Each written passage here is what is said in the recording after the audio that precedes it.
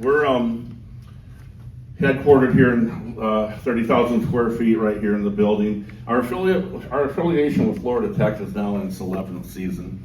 And if you go way back with us, I'm really the perfect age. Elaine and I are the perfect age. We're in our late 50s, and we grew up in central Michigan.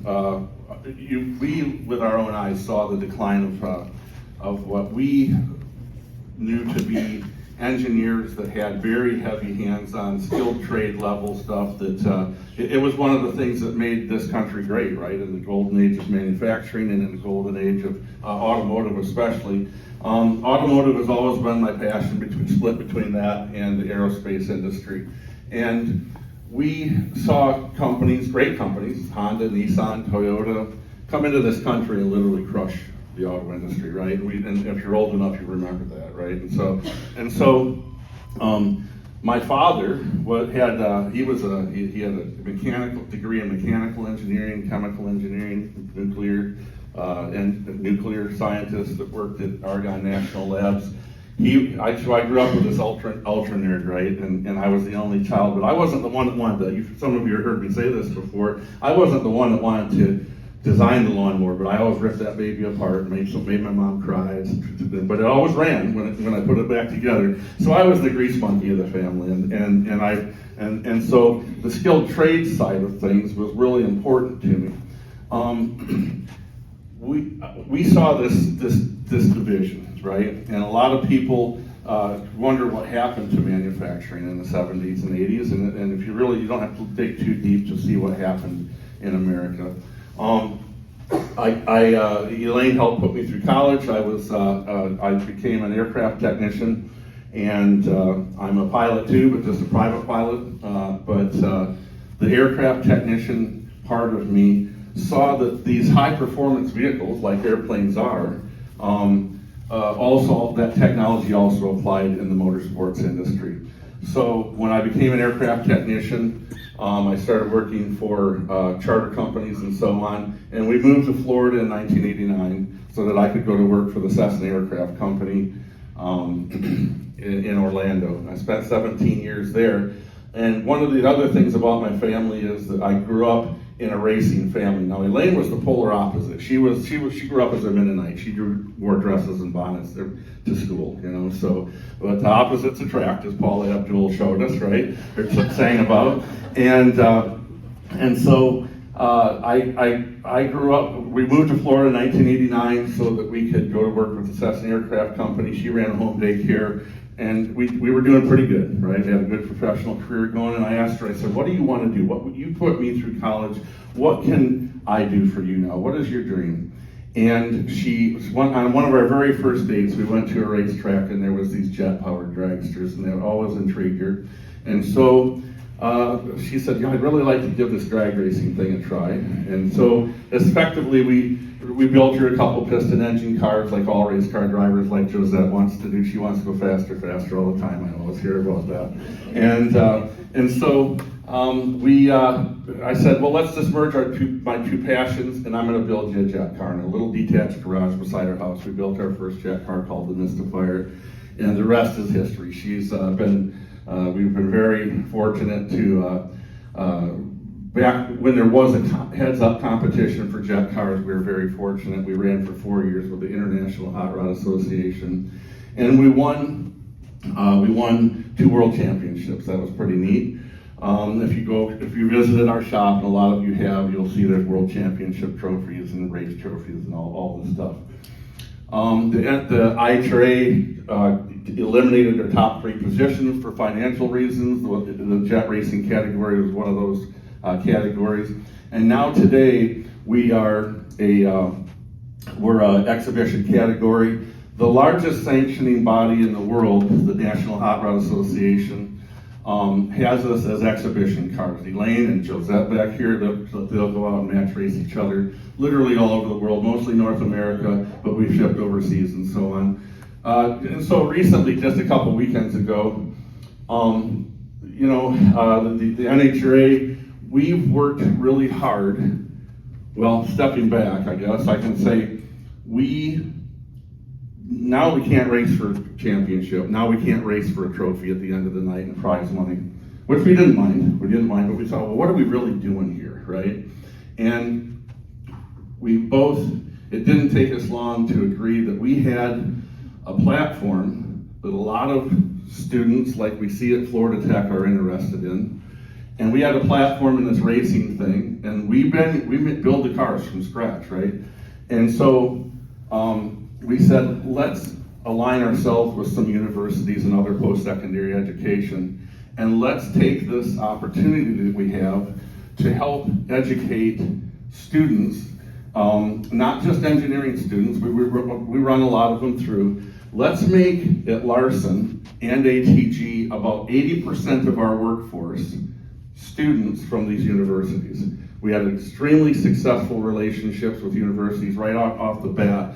In fact, some people wonder, like, what is this Florida Tech jet dragster? What is the House of Color, Sherwin-Williams House of Color jet dragster that Josette drives? And why does that belong at a university? Honestly, right? If I was, I'd fire the president in the first hour. What are you spending all this money on? The truth, though, is when you come through here, you'll see we are a marketing arm for the university. There's no question about that. And it's a very successful marketing arm. However, what we really do, and this is where Florida Tech is really smart, is at our expense, we bring all these assets, all these resources in, and we take the students, and remember, 80% of our workforce are students. We take the students and we show them how to build these high performance vehicles. Everything, and so why are we here on the Space Coast too? Everything we do is done to aerospace standards and practices, and everything we do is done with aerospace materials. Wait a second, now the Embraers, the Dassaults, Jason with his drone company, all these other companies, Mike Newton with his technology companies we're talking right now about doing a sensor package with our engines, jet engines, that's never been done before, right? High temperature sensors, hypersonics, all kinds of stuff. So now we bring the largest inventory of the #1 research engine in the world into the university at no cost to the university and expose them to those resources, right? Now it starts making sense. It's not about jet cars. It's cool. Jet cars are cool. I love them, but that doesn't pay the bills. What is it really about? It's about the resources, the technology, and we're not for everybody. We're not for everybody, but I'm about to show you that. But just like when I lived up in Michigan, and those skilled trades, that blended engineer, right? We're not going to turn Florida Tech into a trade school. God help us to try to do that. I'm a trade school guy, right?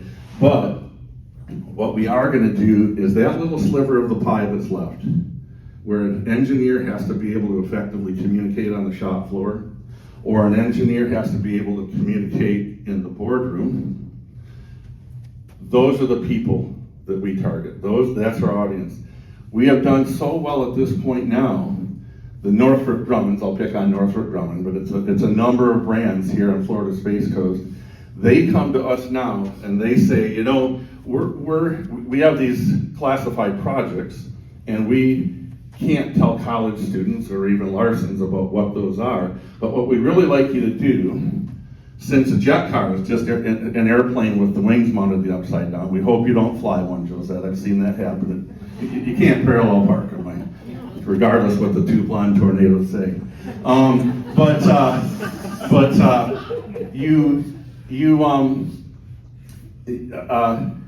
They will come to us and say, you know, when you develop the new jet car, we want you to do this type of cockpit integration. Maybe it's something highly specialized to a certain gender. Maybe it's something highly specialized to human factors or human-centered design. Maybe it's psychology of the operation of a high-performance vehicle. And so we will take that information, incorporate it into our build with all of these students, and then what really happens is the end user, which is the Northrop Grumman or these other brands, they get a more qualified, more plug-and-play engineer, business person, whatever it is, right? I did ask Elaine if the problem with putting me up here at the podium is, boy, you unmuzzle me. So I will, this used to have, this, Elaine said it was too mean. I had the entrance to Fantasyland at Disney World on this thing. And but I will say this. There is a reality that's very important. What I'm supposed to be talking about is this pipeline, right? These internships that we supposedly are so successful with. And we've had 24 years now to do this. This is Elaine's 24th season in a jet car. What our interns at Larsen do is just very real. And that reality matters. This isn't a simulation or a class project. We can involve international as well as domestic students. That's a key point here, because Nahara ended up she went from us to Piper Aircraft Company, and really passionate, really hardcore engineer. However, she had a lot of patience, and she presented herself very well. She came to me one semester and she says, I want you to give me the hardest thing you got. I said, you don't want that. You don't want that. You don't want the hardest thing I got. It's drilling holes in the afterburner fuel manifolds. The holes are 31 thousandths of an inch. You hand drill them, freehand drill them with a cobalt drill bit. Even worse, you're drilling it into stainless steel. It's horrible. It's the worst job. If you really don't like somebody, give them that. They won't last a day anyway. And she ended up, and there's 107 of these holes in each manifold, and I had 16 of them to drill that semester. She dug in, she put her headsets on, turned her music up real loud, and showed me how much patience she really has. That's very hands-on. She came to me at the end, she says, and with almost with tears in her eyes, she says, I just can't drill anymore at the end of the semester. And she says, I don't feel like I'm being used for my brains. I'm mostly being used for my brawn, or in this case, no brawn at all, just patience, right, going into that material. I said, let's pull you off, let's shift you and move you on something else. And she now literally texted me last weekend saying, what can I do? I'll come in and I'll even drill fuel manifolds. I love it, you know. And so we get this personal attachment to these kids, almost like they're kids. They're not kids, right? But they're kids to us. We get this personal attachment to them. And so we watch them and we protect them and we tell them all boys are bad now, you know, and all this stuff, right? And she still went out and got a boyfriend, a pilot. So that's. Yeah, terrible. Oh, geez. Yeah. Anyway, I'm working on it. Product life cycle exposure, design testing, and validation. Let's talk about that for a second. Northrop Grumman has us this second, right now. We're working on a product life cycle management that is at the most advanced software in the world. This is nothing college level. This is very advanced. And we are taking one of our afterburners that we built for years out of materials that we're very familiar with, and we're pretty good. We think we're pretty good at what we do. We're taking one of our race car afterburners and doing product life cycle, materials analysis, operational analysis, design for manufacturing, design for maintenance, all the things that the big and small brands want to have involved. Why are we doing that? It's not to build a better afterburner. It's because Northrop literally came to us and said, we want you to take this package, this software package, teach your students how to use it, and we can't show them our classified afterburner, but you have them, right? So now you get it, right? That's what we're doing here. That's what we're doing here. It's not about jet cars. The jet cars are just a tool that we use. Collaboration with professional engineers and racers, that is exactly what that is also about. We use very advanced software to do, this is interesting. It says connect virtual models and real performance. You're going to hear a tagline come up soon. You can't steal this from me. We haven't trademarked it or anything, but I will tell you that we've all heard of virtual reality, digital reality. And so you're going to hear later this year come out of Larsen Motorsports, virtual is not our reality. Virtual is not our reality. Ooh. It's like trying to be sponsored by a hamburger company saying, I only want fish, right?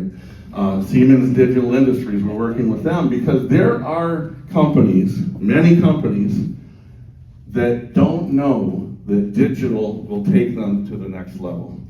Let me give you a quick example.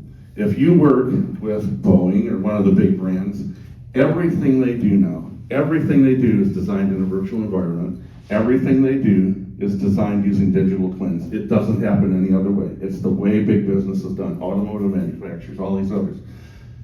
If you want to be a vendor for those brands, you have to adapt your company to those standards. Even a small to medium-sized business. We're a very small company. We don't pretend to be anything otherwise. In the world of jet racing, we're this big.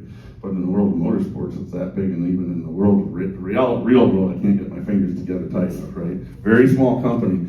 But if you have a company that wants to work with those brands, you have to adopt their technology. It's just the way it is nowadays. Nobody fought it more than me. Nobody, right? I'm an old school, the way Granddad used to do it guy, right? And so but you just have to do it. Take my word for it. Now, what we are, there's that triangle again, where we can take a major manufacturer like Northrop or Boeing or any of the others, and we can connect them in a non-classified space to this technology, right? And we can do it in a very effective way. Does that make any sense? Yeah, there you go. We just bridged that simulation between real world operations, right? And so there's Nahara again. She made it to every picture, believe me. She has a supermodel mentality, but she's all the way into the engineering stuff. But that's what our team looked like last year. What can I tell you about what I've learned about internships? The technology we use is real. I think what maybe makes us as good as what we are, at least the way industry views us as being good, and we think we're okay. There's many days I go home and say, man, I can just do that exact same thing again, that we really killed it today. But there's a lot of days I go home and I just want to go home, right? And I think everybody gets in that spot. That's a reality for all of us. But at this point now, after doing this all these years, I go back to that when I first started. I talked to you about we're at this point now, and something's about to change, but we're still going to be an exhibition match racing category for a little while at least. NHRA honored Elaine and I a couple weekends ago, and they actually brought the trophy. They brought us. I said, up on the stage there, I said, we don't race for championships anymore. We don't race for trophies. We don't race for prize money. We're paid to race. We're kind of brought in as like the halftime show at the Super Bowl or a match racing thing. But this is from the National Hot Rod Association, which has hundreds of thousands of members. They're the biggest in the business in drag racing, professional drag racing all over the world. And it was, they brought us, they honored Elaine and I for bringing us into the Hall of Fame for the accomplishments that we've not done with jet cars, but what we've contributed to the industry, right? And so internships, it's expensive. Our business model, we follow the good weather. The race teams follow the good weather. In May, Josette and Elaine's teams will leave here. They will not come back until October. We will be in the north. The promoter's never going to create a jet racing show where they pay us to come and put on a big show in July and August in Florida. Nobody would show up, right? And so we follow the good weather. We travel all over the country. Coincidentally, it's really good for us because for the summer break, the academic season, the summer break, the students go home. Some of them go on the road with us over the summer, very few though. The students go home or do whatever they do over the summer break, come work for you, get internships with you, and then they come back. We design our student internship platform around the calendar year. When those students graduate, when graduation happens, summer break starts, we go wide open throttle on everything that we do. The students are gone, we have great people, we build engines like crazy. We build cars. We do all this stuff, right, that we don't want them to see the good, but we want them to see the good, but we don't want them to see the bad and the ugly, right?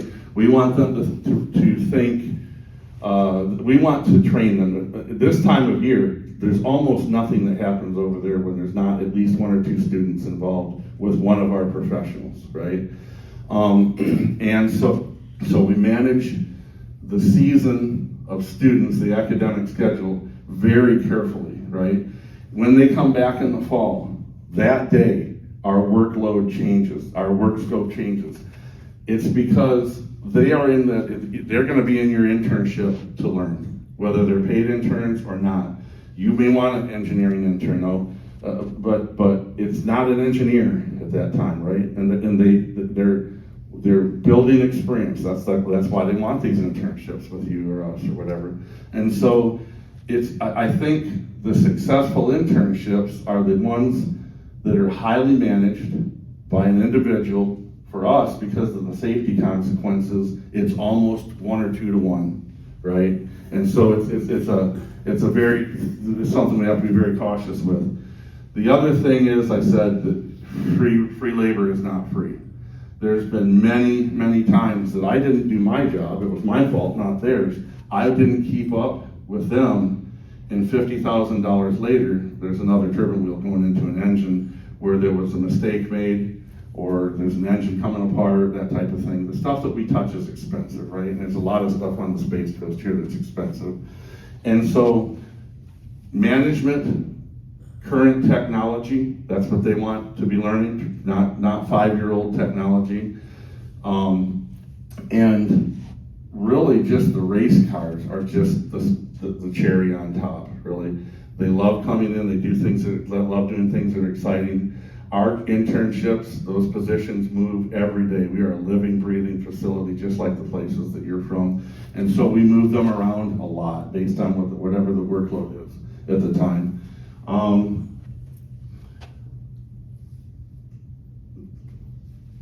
I'll leave you with this.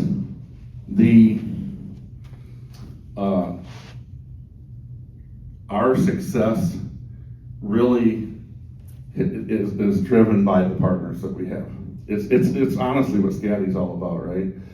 It's driven by the partners that we have. It's driven with the communication that we have between the brands that use technology similar to what we have. It's our ability to go out and communicate with people like you and be very creative, right? There was one project that we had talked about doing. It never came to fruition because of funding, but it was fascinating to me. There was a project that had to do with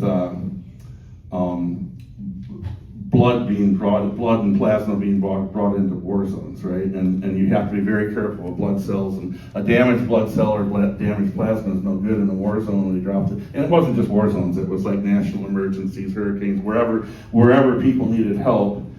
And I remember Mike Newton telling me about the golden hour. Remember that? The golden hour, when somebody is hurt, you have this window. And so, curiously, the G loads on our cars were extremely similar to some of the delivery systems that they were bringing this material into the drop-in emergency surgery center, I guess you might call it. Who in the world would have ever thought a jet dragster, right, could have been used to do research at that level? And it was one of the things that drove us to build that 6th generation car. And then when you introduce a talent pool like these students, and I keep acting like I'm knocking them. I'm not. Anytime there's a challenge, it's usually something that we've created, or arguably I've created. They're driven. They want to get their hands in on things. They want to touch everything, right? And they want to make a real difference. The trick is to manage them correctly in order to make that happen, in order to make them who they really want to be. The challenge, a big challenge is, if you think, is anybody an MBA in this room? Probably would have fired me years ago. Take 80% of your workforce. If you have an organization, Palm Bay Chamber, let's take Palm Bay Chamber. Let's make 80% of Palm Bay Chamber interns. 100% of them are leaving, like I said earlier. So the training is never ending. The training is that your workforce leaves you by design, right? And it can be any one of your companies, right? It can be any one of your companies that imagine when I hired, in my mind, when you hire somebody, you want to keep them for life, right? You want to train them, you want to get them up to speed and be highly productive, make a bunch of money, right, for the company, and have a great employee. So the intern model, you might say our business model is flawed, right? But we've learned over 24 years of doing this how to navigate that process. We've learned how involved to let them get with a project. I can tell you, you have to be extremely careful. You never say never in business, but I'll say never.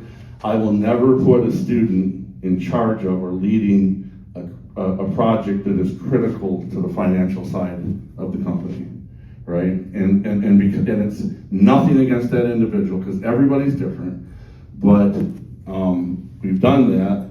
The cost is very high if there's a hiccup, right? So, but anyway, we would love to talk to you more about our experience. All of our brands are different. All of us have different business platforms. Ours is very unique. Ours is a life-critical, safety-related situation, but we think we've got it down pretty good. And so thank you very much for letting me chat with you more than you ever wanted to know about Larsen. And next time we'll put one of the two blonde tornadoes up here on stage. They're better than me. Toastmasters is a good organization, but they always tell me I burn the toast.